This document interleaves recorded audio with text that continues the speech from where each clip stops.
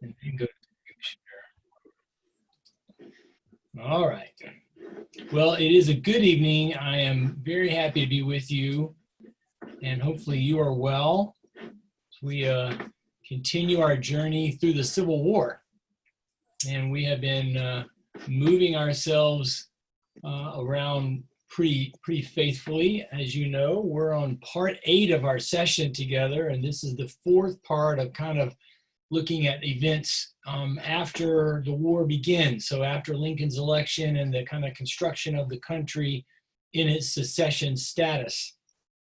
And so as we found out, once the countries established themselves, the Confederacy did not get what it hoped, which was that Lincoln and the rest of the country would let it go free and just let it go off on its own. And instead, they had a president who was determined to maintain the Union, and in maintaining the Union was willing to fight for it. So this becomes part of the process, as we saw through 61, the kind of feeling out process in the beginning, leading to the one major battle, as long with some more minor issues involving East Tennessee and Western Virginia. By 62, things had gotten pretty serious. And so it looked like they were going to be concluded somewhat easily enough in how General McClellan had brought his army down here to the peninsula, about 80 or so miles, 90 miles southeast of Richmond, and had successfully marched up the peninsula. But in the process, McClellan, as we've said before, was actually a very competent general and a very competent organizer, somebody who would take time to make sure his troops were well trained, but he did not like to get into battle, and when in battle, he was timid, which, as we've said before, I probably would be as well.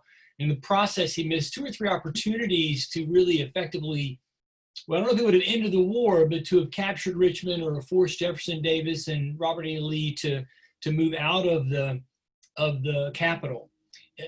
In the process, as we saw, there was a battle called Seven Pines, which you can see here on the map right there, in which the Confederate general at the time, Johnston, attacked McClellan, even though he was outnumbered, and the process was injured.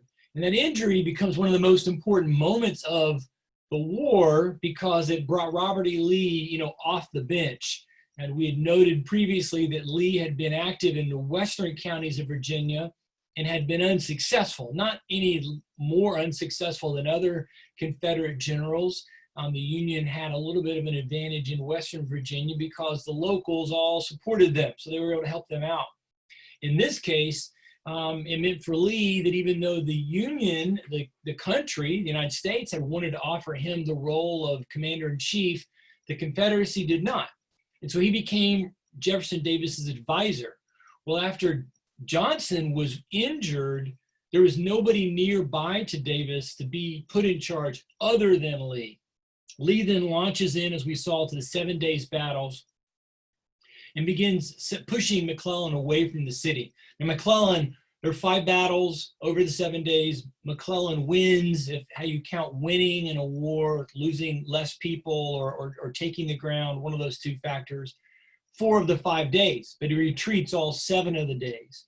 So where we left it is that McClellan was basically down here in the southern part of the peninsula. Now, if you know anything about the military, what Lee does next, what McClellan does next is both very telling about both men. For Lee, he recognizes that this is the moment that the Confederacy needs to strike out. And their overriding aim of their strategy, as we talked about previously, was to put themselves in a position to be recognized as another nation. Now, next week, we're going to spend time looking at the home front, as well as some things that happened in the early part of 63 leading up to Gettysburg. But one of the key points when you look at what was going on the home front is that the Confederate economy was in shambles. Well, if you study early American history and you look at the time after the war ended in 1781, the American economy was in shambles. This is one of the things Alexander Hamilton tries to step into. And one of the overriding things that needed to happen was that the country needed to get loans from Europe, basically, from the richer countries. Well, if they won't recognize you as a country, they're not going to give you loans. You may remember before the Battle of Saratoga, which gets France the evidence it needs to support us, John Adams had been in Europe and had successfully convinced the Netherlands to give a loan to the United States. So that choice of the Netherlands to give us money in late 76, early 77 was instrumental in the country being able to finance the war and pay its soldiers and get some real basics of the economy. Well, that's not going to happen for the Confederacy unless they can get recognized. Now, Lee had been one of the ones early on saying that the plan for the Confederacy ought to be defensive. In other words, we will just exist and try to convince the Union to not attack us. And once we do that, then they'll recognize us when we move on. So now he's kind of shifted. After seeing McClellan come so close to Richmond, Lee recognizes we have to move forward. So he basically constructs a plan that would kind of move the war to the north. Now, his plan was basically to march into Pennsylvania, which, as you know, of course, is the state directly north of Virginia, or at least north of the western part of Virginia. Maryland's to its east, but only that little tiny strip of Maryland. And so he was going to march up through Maryland and get into Pennsylvania. And he didn't have a specific plan other than maybe to try to get to Harrisburg, which down here on this little map is this little spot right above the word lower. So you see the lower Susquehanna. And so right there is Harrisburg. Baltimore's down here. Pennsylvania's over here. And so, his thought was, well, we will be able to march north and then we'll look for a battle. Now, there are some military historians who believe that he might have actually fought in Gettysburg. So Gettysburg is down here in this spot right here in this general vicinity of lower Pennsylvania. And that it was not a bad place to fight, as we'll talk about in a couple of weeks. But in any case, Lee's point would be to find a battlefield of his choosing. Now, if you ever watch any of the Military History Channel or you watch any of the Civil War movies, they always talk about trying to find the best ground. That's because depending on where you fight adds or detracts to your ability. If you're defending behind a river, if you're defending in an elevated position, those are to your benefit.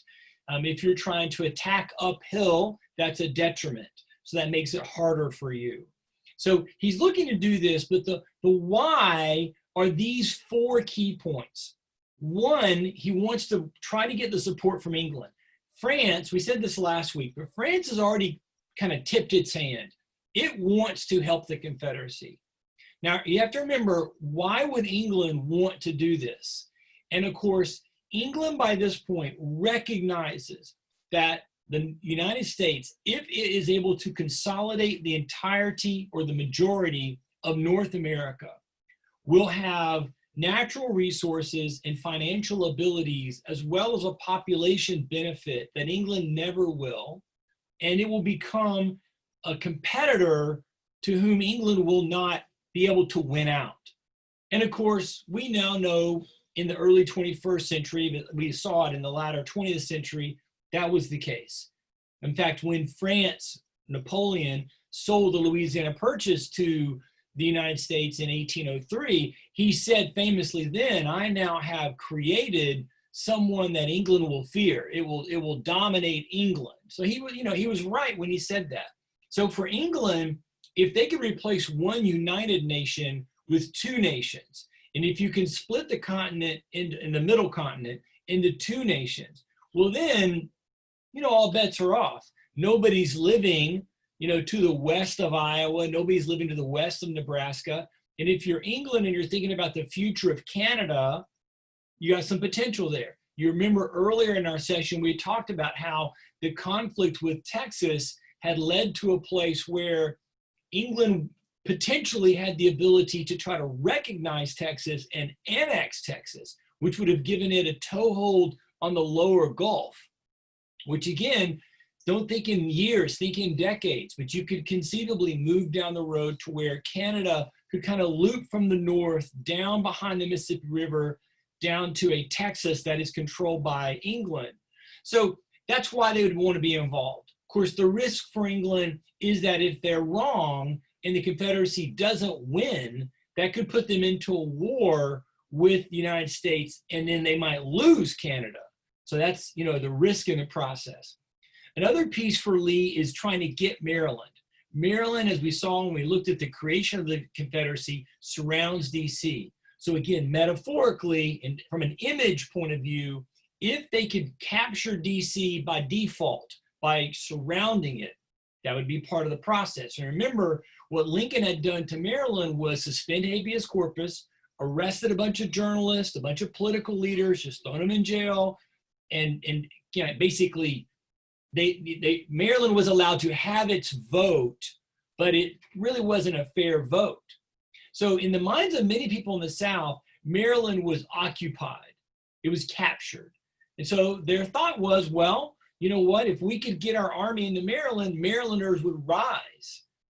And certainly if they can't get the whole state to secede, the thought would be Maryland will happily give supplies and manpower and young boys who wanted to go to fight, and all this will happen once Lee marches through Pennsylvania. Thirdly, there's the possibility of at least reducing the threat to the Mississippi River. Remember where we left off, even though Grant's not in charge, the Mississippi River is now being threatened because the lower part, New Orleans, Baton Rouge, has been captured. The upper part, coming down from Tennessee and kind of the upper part of Mississippi State, has been captured. And then lastly, if you get the army out of DC, Lee is convinced he can beat it in a straight up fight, even though it would outnumber him. So you go back to this map, remember what's happening is Lee's going to leave and march north to Virginia. Well, McClellan's going to be down here with an army larger than Lee leaves. Now, this is indicative of the struggle for the Confederacy. Lincoln knows Lee's coming. He creates a brand new army out of reserves that are nearby, almost 60,000 troops, puts them under John Pope, and bam, he's got a whole other army. So here's Lee marching with about 50 to 60,000 troops. He's marching to DC. He's going to go right up here past the old battlefield of Bull Run. They'll fight another battle. But while he's doing it, McClellan's down here with 60, 70,000 troops down here. Now, from a military point of view, if you were playing this as a video game, as soon as Lee leaves Richmond, you would just march back and take Richmond. But again, Lee knows McClellan, and he doesn't think McClellan will do it, and he won't. And then eventually Lincoln orders McClellan to come back to DC, and he does. And so in the meantime, he's marching north. So along the way, late August, another battle is fought near Manassas. It goes down as the Second Battle of Bull Run, or Second Battle of Manassas. John Pope, the new commander, had very braggadociously kind of said, oh, I'm going to go, I'll be the victor. Pope had been actually one of the ones who kind of turns the war into a little bit of a darker place because he sees that we've got to kind of cause pain to the Confederacy. So he basically tells his troops to live off the land. He actually loses control of his army to some degree, and they don't just like take supplies, they just do wanton damage, which of course in the news, in the eyes of those in the South, makes the Union and Lincoln by extension look bad. But the battle is a 2-day battle. It's a fairly large battle, but it's really an easy victory for Lee. Pope does very poorly. For all his bragging, he is not a successful general. And the army once again limps back to DC. But of course, it gets behind its fortifications, which everybody in DC was afraid Lee's going to attack. Of course, Lee had no plans to attack because it was by this point now in summer of '62, it was heavily fortified with fortifications as well as troops. So his plan was to bypass it. So he does. September the 4th, he crosses the Potomac and is heading north. Along the way, though, his scouts discover that there are some forts, including the old Harper's Ferry location, that had not been evacuated. What Lee had thought was that the Union troops that were in these forts, as word got to them of Lee coming, they would evacuate. They didn't, and so Lee's got a moment where he's like, oh, okay, great. I will split my army into smaller pieces and go after these small forts in order to capture materials, capture supplies, and if possible, capture some soldiers.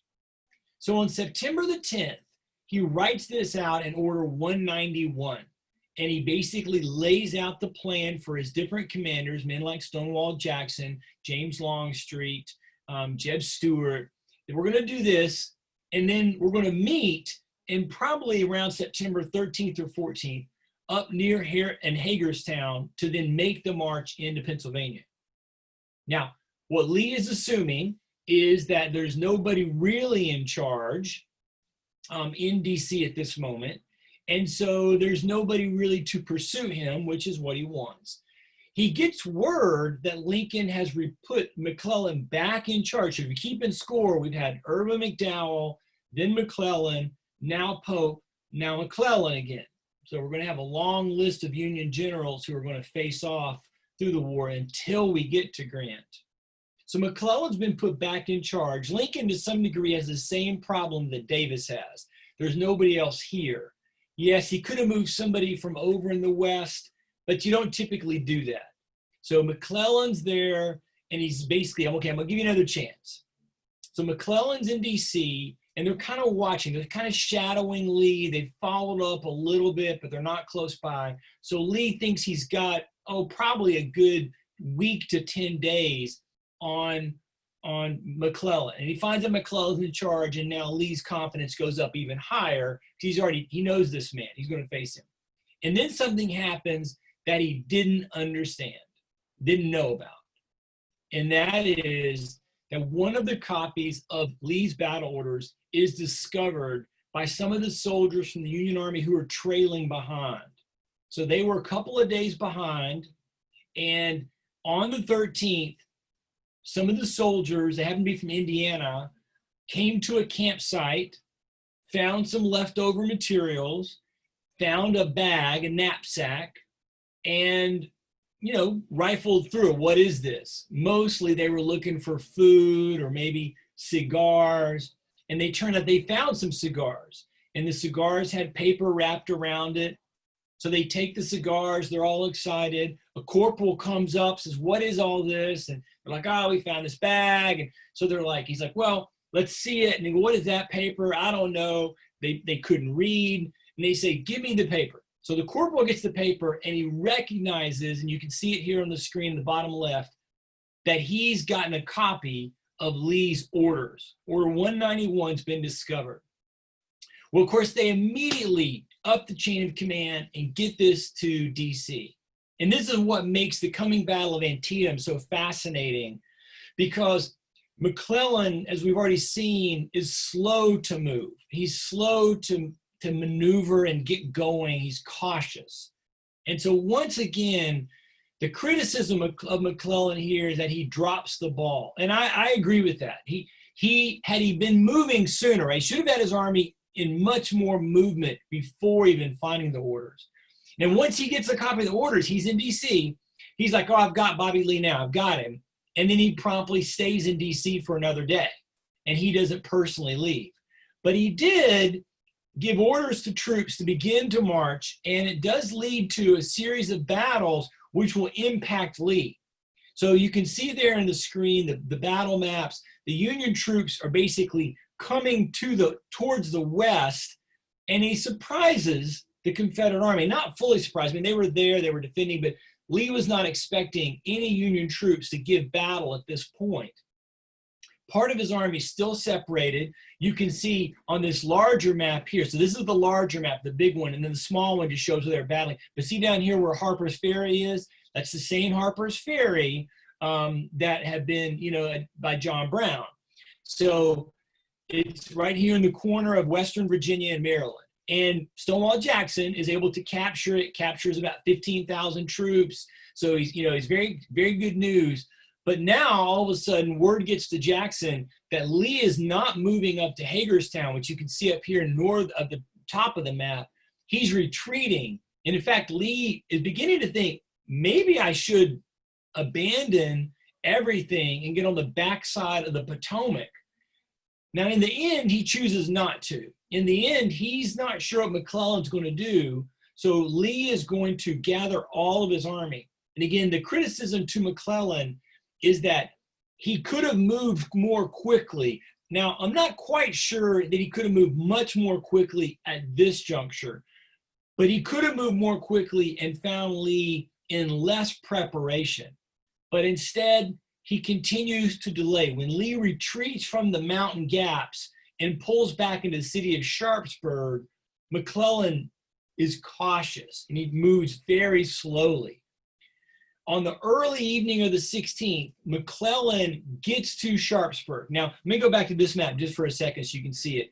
So if you look here on the map, there's Sharpsburg, and there's this little river. It's called a creek. It's the Antietam Creek, right? It comes on down here and connects into this larger river, the Shenandoah, and he's right here on the backside of this. So McClellan ultimately, when he gets there on the nighttime, McClellan begins, wrong direction, begins moving his troops across the creek up here to the north. Now, when he does this, there is some daylight left. And this is really the moment where most military historians give McClellan the hardest time, that had he attacked at this moment, obviously he would have had maybe only 2 or 3 hours.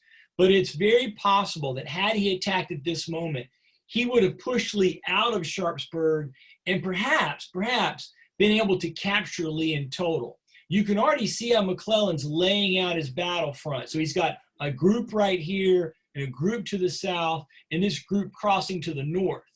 And if he goes ahead and gets across the river in the nighttime or in the late evening, he's got an easier battle in the morning. He doesn't, though, because again, he's being very cautious. So he waits. And Lee, recognizing the movement, understands that the attack is probably going to come from the north and not from the river. Or if it comes from the river, it's going to come in a circular motion. This gives Lee what's called interior lines, meaning he can move people from here down to here quicker than McClellan can do it on the outside, the exterior part. As you can see, it's about 2-to-1 odds. Now, here's a bigger, closer map that can kind of help you on the day of the Battle of Antietam. And again, this is another one of those battles in the Civil War where they have 2 names. So if you know somebody from the South, it's the Battle of Sharpsburg. But we're pretty much going with the United States being the victorious country. So we're using those battles. So it's Battle of Antietam. On the day of the battle, McClellan's strategy is not faulty, but the execution is very poor, both on his part and on his other generals' parts. So what he's thinking he can do is attack all at once, which again, if he does, with 2-to-1 odds, he should win without any real challenge. There should be no challenge that would somehow keep McClellan from winning just on the sheer numbers. Sharpsburg is going to be Lee's greatest challenge. Now, we're going to see, I think next week, the Battle of Chancellorsville, which military historians who study the Civil War kind of split on where's Lee's best one, Sharpsburg or Chancellorsville. Because I think Sharpsburg is the much more important battle. I think Lee is superior here. And you're going to see him kind of work that out. I mention all that because even though McClellan has 2-to-1 odds, as I've mentioned to you before, there are various factors that kind of play in if you were, doing this on a battlefield map of some sort, trying to see what's the best way. And one is that Lee is a superior general and certainly a superior tactician to McClellan. So this idea allows Lee, even though he's outnumbered, to defend himself. Now, we'll come back to this map a couple of times. I'm not going to stay here. I just want you to see this map because it gives you a much better kind of overview. We've turned the map on its side. So this is the correct view, right? So Antietam goes north to south. The creek does. The battle will be north to south. But this map's a little bigger, and I just think it kind of gives you a bigger picture of what McClellan is working from. So he's come from down here, right? So he's come from the east, and he's coming to Antietam Creek. And so in doing that, coming to Antietam Creek, he's got the creek there to navigate. And again, when you're defending, if you can be on the backside of water, that's to your benefit. So McClellan's trying to figure out how to navigate that. And again, as we saw, his strategy was, we'll kind of cross at these upper passes and loop around and attack. but his plan is hopefully all three to go at once. It does not. It's really a disaster for McClellan. And he largely brings this on himself because he doesn't coordinate things with his generals. He didn't even really give them a written plan out of everything he wanted to do. He just basically said, hey, go when I tell you to go. So as we'll see in a moment, he's got a wing of his army who he assumed would start at 5:30 when they heard the battlefield breaking out in the north. But he had also told this commander, well, don't do anything till you get orders from me. So for 5 hours, that commander doesn't do anything. So again, this is why Lee is able to kind of maneuver his people. Now, if you've never been to Antietam, I urge you to go. It's a beautiful battlefield. It doesn't get nearly the play that Gettysburg. You know, Gettysburg is the sexy one. It's the one that everybody thinks is amazing and fun, and it goes down in lore. It's the long one. It's the 3-day battle. All the other battles are largely 2-day battles. My dog's heard something at the door apparently, but in the process, you know, Antietam is a much more vital battle at this moment because of what's going on with the North and dealing with England.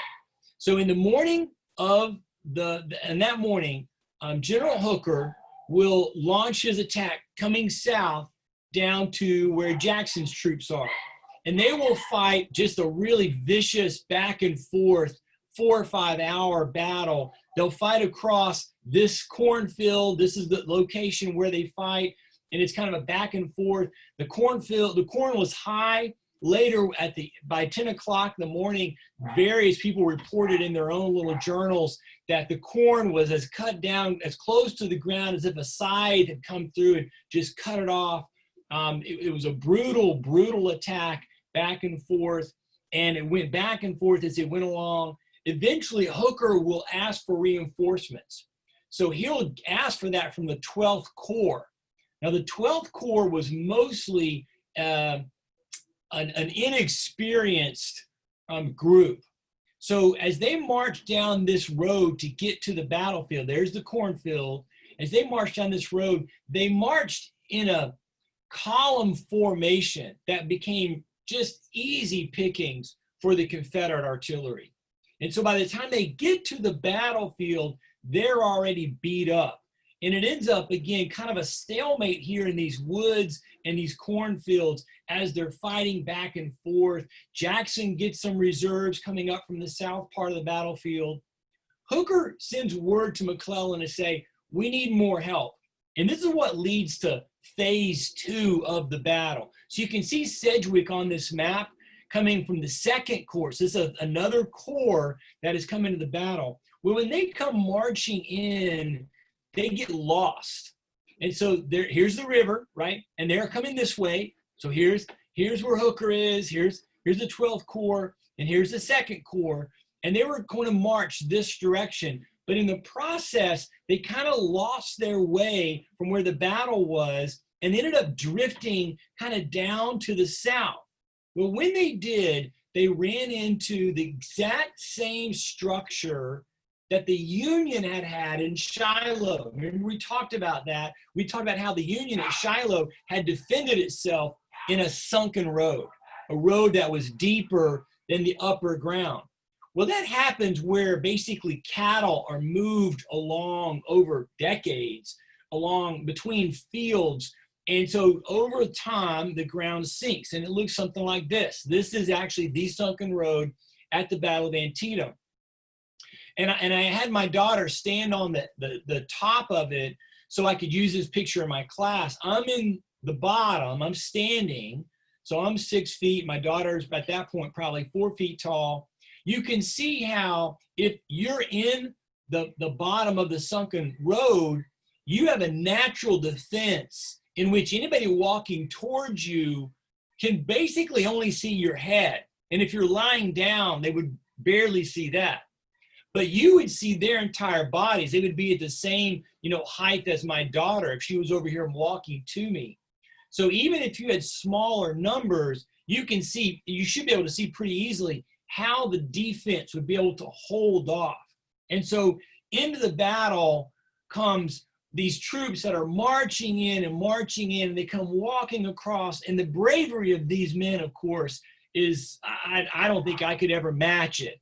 But they're marching across these fields towards now what is the battlefront, because the center of the battlefield has become the major part by around 11, 12, and 1 o'clock. And unit after unit is marching in. They're just getting mowed down. And now what eventually happens is, as they rush more and more units in, Richardson's troops up here are able to finally flank the lane, and they get to this spot up here where that little tower is. If you ever go again, you can see this. And once they flank the lane, now they're up here and they're shooting down the lane, it becomes a bloodbath for the Confederacy. So it had been a bloodbath for the Union, now it became a bloodbath for the Confederacy. In fact, at some spots, people who were contemporaries who were there said the blood pulled up to somewhere between 4 and 8 inches deep. There were some soldiers who got shot. One commander of the Confederacy got shot and lived to talk about it, and said that he was fortunate that his cap had a bullet hole which allowed the blood to kind of flow so he didn't drown in the blood. Now, at this moment, McClellan has the battle in his grasp. Victory is right there. If he will just send in more troops, he's got it.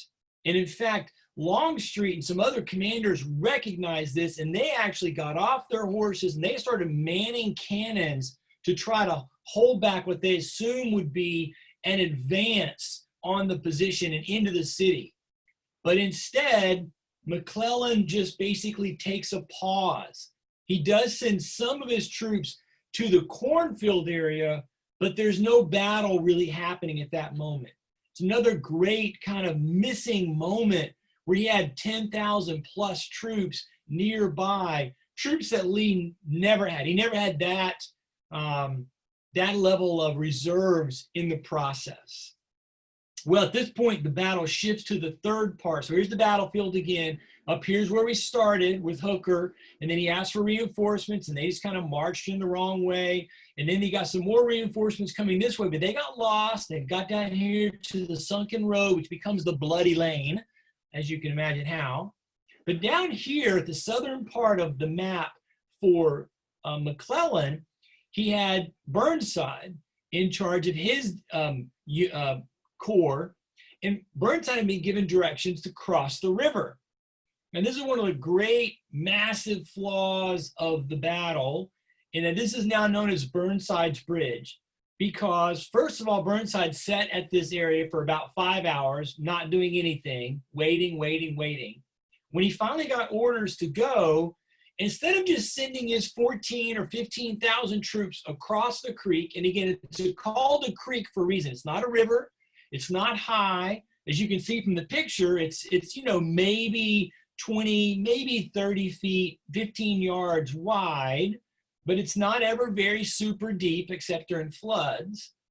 And all he had to do was march down. Well, what he did instead was try to send troops around this way, and they kind of marched sort of back that way. And he was looking for a way to get across, I guess, without getting their feet wet. Well, of course, it becomes a big disaster because in the process, all he's doing is stalling. Now, by this point, Lee had moved almost all of his troops away from the south, except for about 300 or so who were up here on bluffs. It's above 500 feet. So now I'm on the top of the hill where the Confederates were, and you can see it's an easy shot down, right? So, and the bridge is wide enough for maybe 6 or 7 people to be side by side. Right? So if you were marching a whole unit across in a column, clearly marksmen at the top would be able to just basically point and shoot and kill somebody. So that would be scary. So you wouldn't do that is the point. And that's yet what McClellan kept choosing to do. He's kept sending groups over, trying to run across, get across fast enough. Enough people would get shot, they'd all fall down. You'd be sad, you'd be scared, you'd turn around and run back. And the tragedy of it is, had he just sent everybody across all at once, particularly in the morning at 5 o'clock, the whole battle would have been different. As you can see, again, here's that picture. The river depth is not very deep.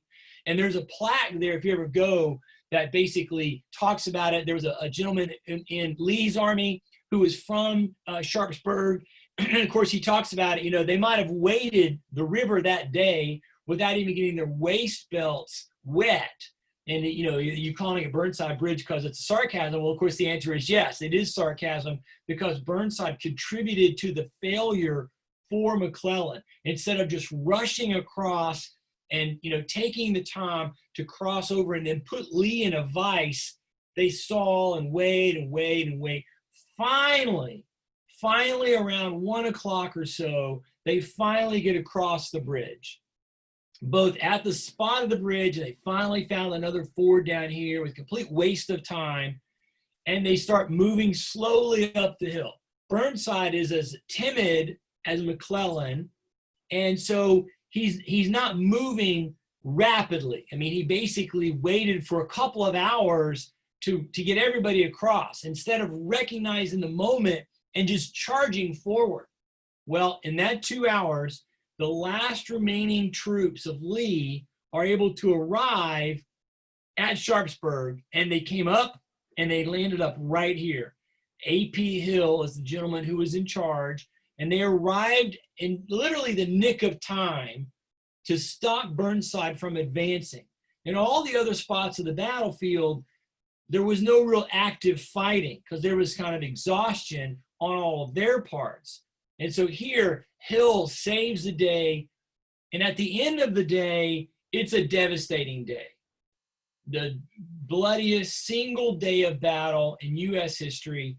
You'll find different tallies, and this often happens in history where different historians get new material and count, but between over 22,000, there's some who say closer to 25,000 killed, wounded, missing in action. And you can see there's the two armies. The Confederates lost a little more than the Union. And that was the end. McClellan actually thought that he did well. He expected to get praise from Lincoln. He does not. Lincoln is horrified when he finds out that McClellan will basically let the battle go to a conclusion with light still going. There was still 2 or 3 hours of light. They could have done something. And then he allows Lee to just slink back down into Virginia. He doesn't even remotely attempt to pursue. And ultimately, Lee will come his way all the way back to the same spot that the Confederacy was defending at the Rappahannock River outside of Fredericksburg when McClellan first went down to the peninsula. It was not what Lee wanted, and it wasn't what Lincoln wanted. In fact, in many senses, Antietam maybe is not seen as important as it is by many because nobody really can claim great victory on the day. I think it's a more important battle than that, though, particularly for the North. This is, for me, the moment when the Confederacy has lost the war hook, line, and sinker in total completion. There's no other mechanism by which the Confederacy could win this without actually having England's support, without having Europe's support. There's just no way possible for the Confederacy to win. And when Antietam does not become their Saratoga, it's out. Now, as we're going to see, Lincoln's going to put a nail in that coffin with the Emancipation Proclamation, and that will fully settle it. In the process, there's this moment of saying, well, what happened? Well, Maryland does not rise to Lee's aid either. What's happened there, I am convinced, is that for the Confederacy and for Maryland, the sheer weight of the brutality of the war, seen as we talked about in Bull Run, at Shiloh, at the Peninsula Campaign, has now shocked enough people that the initial enthusiasm of let's go to war has all come to an end. In fact, in this same year, the Confederacy under Davis, President Davis, will actually enact the first draft in the United States' larger history. Lincoln will match him the next year. People are not wanting to go to war. They were enthusiastic in 61, but by the end of 61, and certainly in 62, they're not enthusiastic. They also, Marylanders do not really give Lee any aid. When he marched into Maryland, he had the regimental bands playing, playing up-tempo Maryland songs, Maryland national, state anthems and songs Maryland, and they shut their doors. They brought their kids in. They don't give them supplies. There's no fresh clothes, no fresh shoes. Maryland is not interested in being involved in this war at all. So Lee misses the victory because he's not able to get into Pennsylvania and fight on northern soil. And Lincoln has his moment because now he's got the opportunity to do what he thinks is necessary to end any hope of Europe being involved. Now, the midterm elections happen in this moment, and ultimately McClellan and Lincoln's differences and how they viewed what happened at Antietam will kind of set the stage for the rest of the political journey. The Democrats will win the midterm elections, which that part's not surprising that they would win the midterm elections. It usually happens. But that they won in states like Lincoln's own Illinois was a little telling, showing that there was some opposition to what Lincoln was doing. And McClellan remained very popular. Everybody at the time does not know all the things that I just told you. So they're not aware of how McClellan's kind of blown it. And ultimately, McClellan will become the Democratic Party's candidate for president in 1864 because he was so popular. And Lincoln firing him, and then in particular with what happens, Lincoln replaced him with Burnside, which is like, why would you do that? And Burnside has a massive debacle in December of 63 down at Fredericksburg, and it's just a disaster. And so Lincoln is very, very unpopular. He does, though, throw that curveball at the South by deciding to issue the Emancipation Proclamation. The biggest takeaway regarding the Battle of Antietam for the North is the fact that Lincoln decides to issue the Emancipation Proclamation. Now we talked last time about how we could see in early 62, Lincoln's views are starting to moderate. They're starting to change some. And so here as we get into the summer, he's really in this kind of a mix of not sure what he wants to do. You can see in early August, he's considering still the idea of colonization, not to Africa, to Central America. This is met with derision and opposition, both by African Americans and the abolitionists, who, you remember, the core of the Republican Party is the old abolition political leaders. And they are horrified that Lincoln is considering this. Lincoln's not suggestively interested in a biracial or multiracial America. You can see his response to the New York editor Horace Greeley. I'm not going to read it to you, read it for yourself, but you can see Lincoln saying very clearly, I'm not thinking about slavery as the core of what we need to do here. I'm thinking of how do I protect the Union. Now, personally, I think that remains his mentality even as he's drafting the Emancipation, which is we're about to see, is not everything that you may have thought it was or been told it was. So what does he do? Well, he decides, though, it needs to happen. And so even while he's talking about colonization, you can see in late July, he tells his cabinet, this is what I think we need to do. He's thinking directly about England, which we saw previously was very interested in trying to help the Confederacy. Seward, his Secretary of State's like, you can't issue this now because it'll look like you're admitting we're losing and this is a last-ditch effort. What you have to do instead is you're going to have to wait till we win. Well, fortunately for him, he gets that with Antietam, although, as we said, it's not really a victory for either side. The North and Lincoln will say it's good enough. And so 5 days after Antietam, he will issue the Emancipation Proclamation as a preliminary to go into effect on January 1st. Now, what does it do? So here are some direct quotes from the Emancipation. And as you can see, One, it frees any person who's held as a slave. It's interesting that he used the word slave. It's good that he uses the word slave, because remember, in the constitutional structure, they don't like to use the word slave, the North. So they say anybody held as a slave that's in a state in rebellion will be free. Right? So that's an interesting part there that he's saying it's in rebellion will be free. Secondly, that he announces the government's job will be to recognize and maintain the freedom of that person. I'm still not sure if we're going to do Reconstruction in this time of us looking at the Civil War. We still may. We'll get to some of it. But you may know the 14th Amendment is the amendment that spins the Constitution from where the founders had it as a limit on excessive government.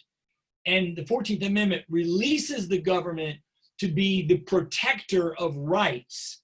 Well, Lincoln's presaging that with this proclamation. And then thirdly, he's saying anybody who wants to and who has the ability, you will come and you can be fighting in the armed services. The third part is a really, really big deal. It takes effect on January 1st. Now, why would he do January 1st? Well, one, to give it time, but two, remember what he wrote to Greeley. I'm trying to save the Union. Remember what he said in his inauguration. In his inauguration, he said, nobody's going to come and try and take your slavery from you. There. We're just not going to let it expand. Remember what happened with the two earlier proclamations that were done by the military leaders. He rescinded them. He said, I don't want to have a problem with Maryland or Kentucky or Missouri. We're going to rescind them. It seems very clear to me, particularly with the next slide I'm going to show you, that he's hoping that some leaders in the South, having seen how the war is going and that the Union is determined to fight the war, that they will decide we should surrender, at least our state. And if we do, we will get to keep our slaves. Now, this then raises the question, did the proclamation free any slaves at all? And the answer is no. When you say, what does it not do?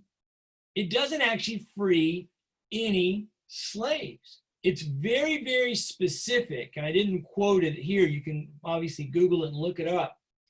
And it directly does not include the slave states in the Union, Missouri, Kentucky, Maryland, Delaware. In other words, the Confederacy is its own nation. I mean, if President Trump today made a law about something for Canada, we would all laugh and the Canadians would say, what is he doing? He can't, give an executive order for our country. We're our own country.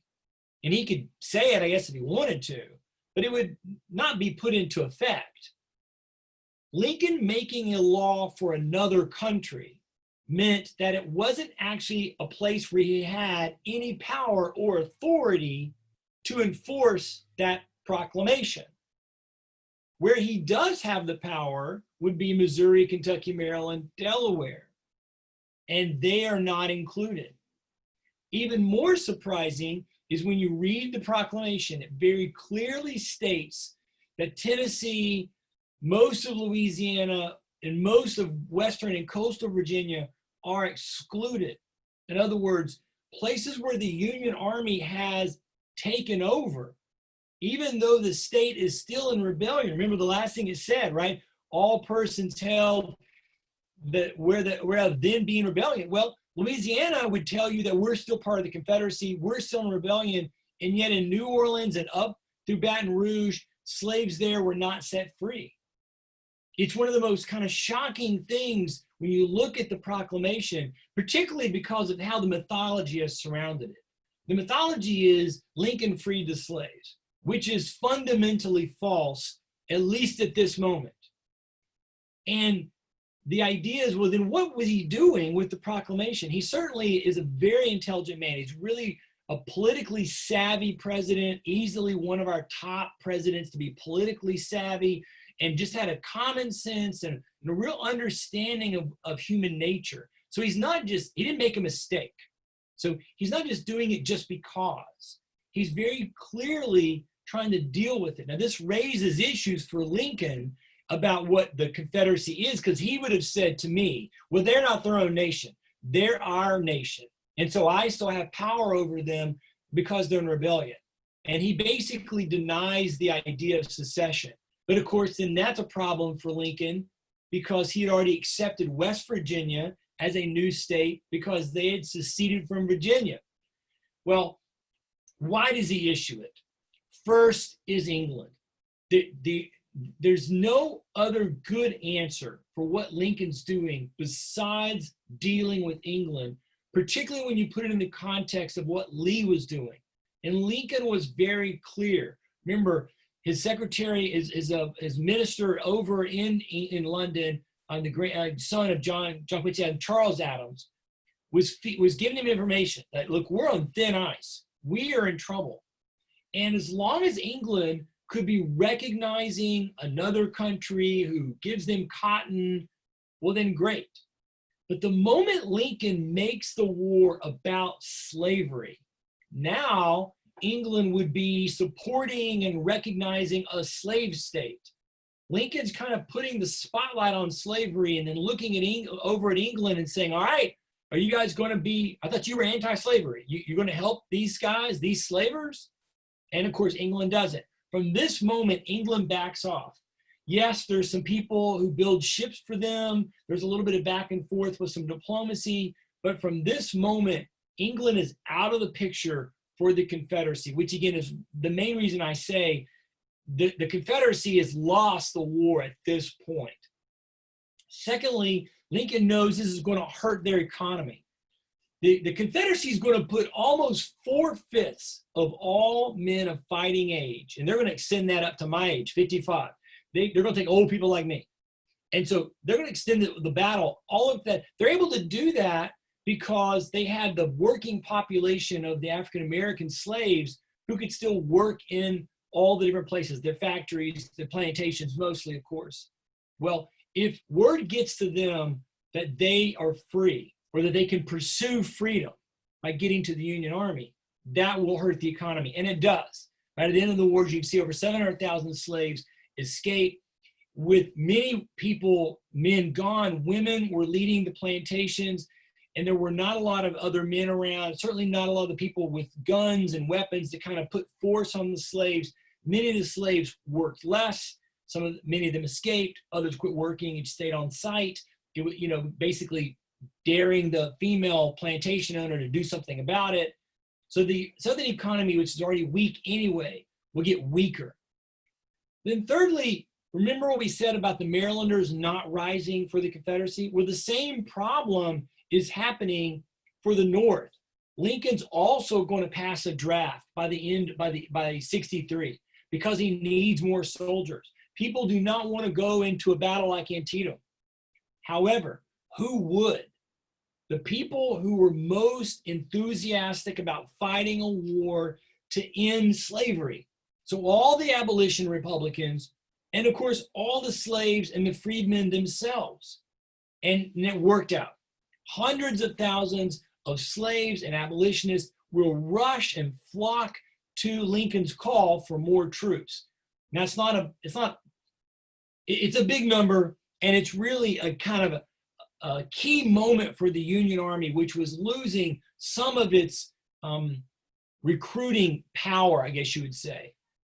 And then this perhaps is the most important one. Again, I can be pretty critical of Lincoln. We're doing this in class. We're having a back and forth. My students are kind of talking about this. I would have done this with you if we were face to face and kind of had you try to think it through. Because most people, again, if you say, what's the emancipation? What freed the slaves? What actually freed no slaves whatsoever? The president made a proclamation about a country he's not in charge of.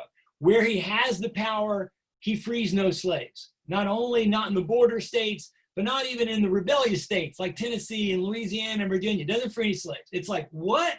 What is he doing? And yet, the proclamation is such a critical moment in our national history because here is the president saying freedom should be the central thing. As many historians have said long before me, it is a second birth of freedom. It is, in some degrees, rewriting or issuing in a new understanding of what is the purpose of the United States. What do you do with things like the Declaration of Independence? Why is there a United States? What should it stand for? And so this gets all lumped into the Emancipation.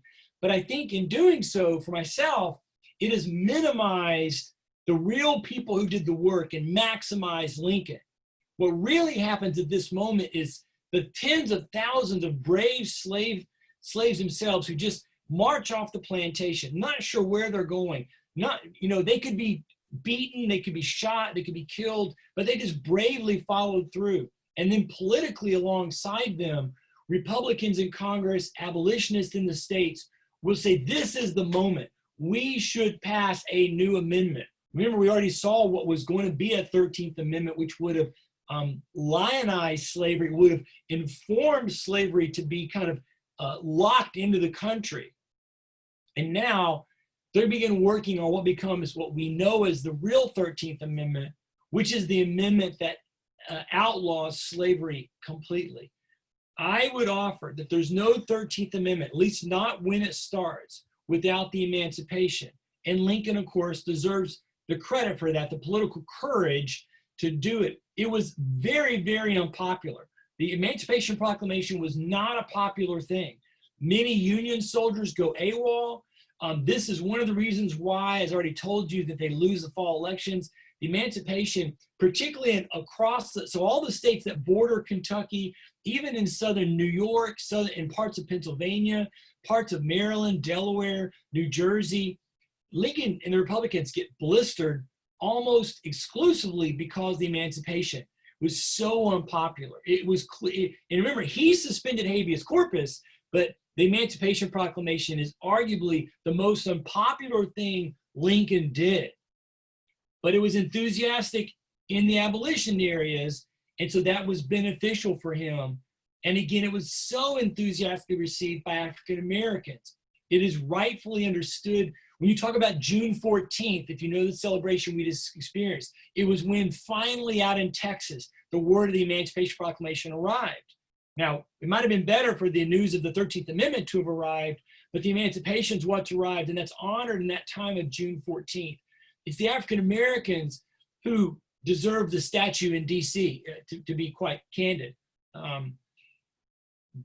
And when Lincoln does the move to include them in the military, this will be very, very important. You can see over 180,000 men served in the Army, another 24,000 in the Navy, and this will strengthen the Union Army in that process. It was very, very popular to serve in the military, and in that process of serving in the military, it opens the door for many African Americans to have really their very first moment when they feel like they are equal. Now, that'll be problematic later, which we'll come back to. The Battle of Antietam and the Emancipation Proclamation is a critical moment because the war is not going well from a PR point of view. The other reason that they lost and did so badly in the midterm elections is most of the northern papers were run by the Democrat Party. The press being politicized as we think it is today is not a new thing, right? And so the North, most of the papers, they're reporting to the average person. Most people in the North had no real direct interaction with the war itself. It's not like it was in the South. All they read was defeat, loss, death, destruction, more defeat. So it's like, oh, things are going really badly. And the Emancipation Proclamation is this one kind of shining moment at the end of 62 as we turn into 63, in which we can say, well, maybe the war is going to be a bad thing, but ultimately there is going to be an important reason for it. And that reason will be fleshed out as we get into 1863. Well, that is our journey for tonight. Next time we will have one more session, and then there'll be a session where we in early August that we won't meet because I will not be available. But this next session we're going to look at what was things happening on the home front, and how are people experiencing the war at home, and what did the war mean for them both in the South and in the North. And I think this is going to be an interesting time. If we have time, we're going to look a little bit at some of the battles in 63. We're going to spend most of the time looking at kind of the societal impact of what was happening due to the war. As always, if you have questions, you can email me, comments, things you want to ask, any of that. I would love to answer those questions for you. Or you can get those to Becca, and she can get them to me if you don't have my direct email.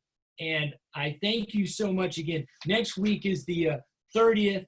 And we will meet on the 30th. And then again, I'll get Becca the date so you guys will know exactly where we stand on the different dates. But I appreciate you being with me. Thank you so much. Hope the dogs are not too distracting to you.